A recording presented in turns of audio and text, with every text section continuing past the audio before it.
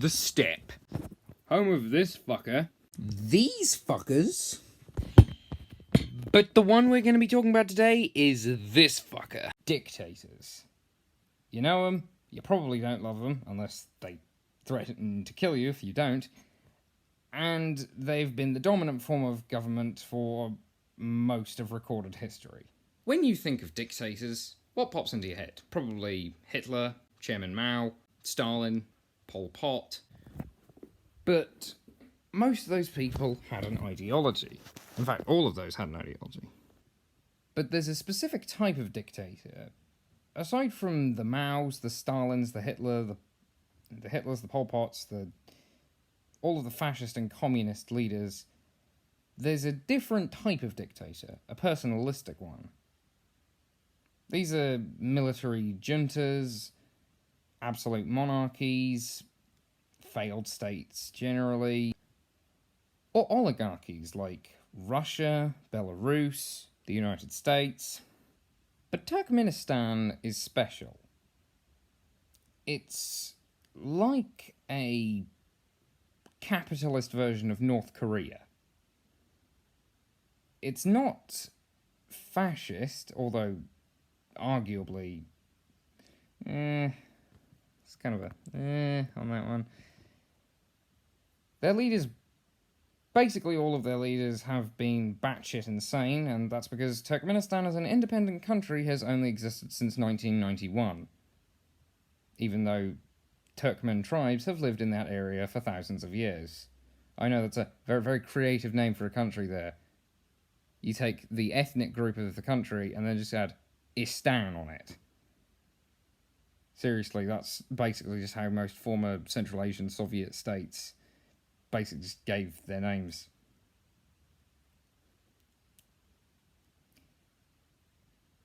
Back to the part where we get to the guy who banned video games. Oh, he did that. Well, one of them did. We're going to be talking about that.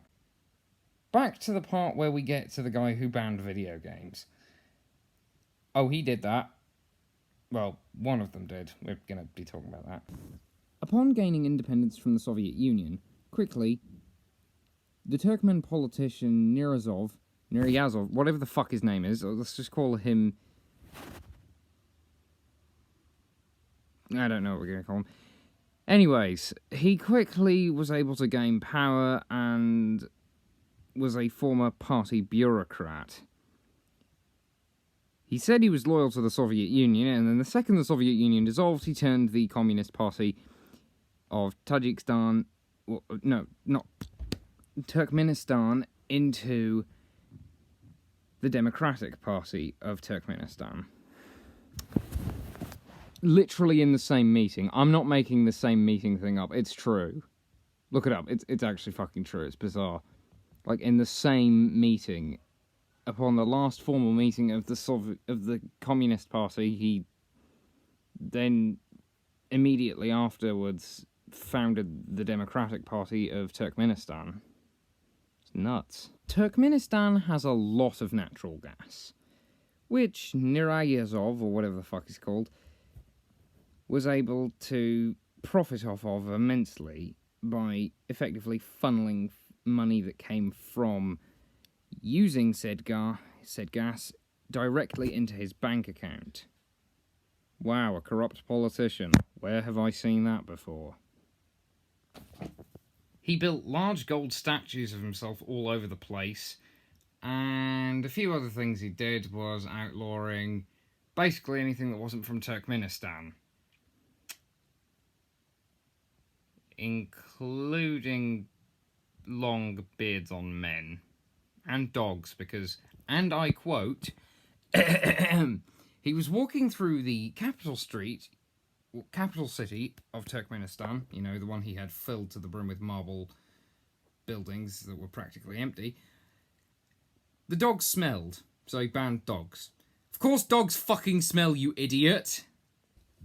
He declared himself the new Prophet Muhammad, which is probably the worst thing you can do in a Muslim-majority nation, which Turkmenistan is. 89% of the population of Turkmenistan is Muslim. This idiot also said he was... if you read his book 3 times a day, you would go to heaven, which is a complete load of nonsense, and in the end he ended up getting poisoned.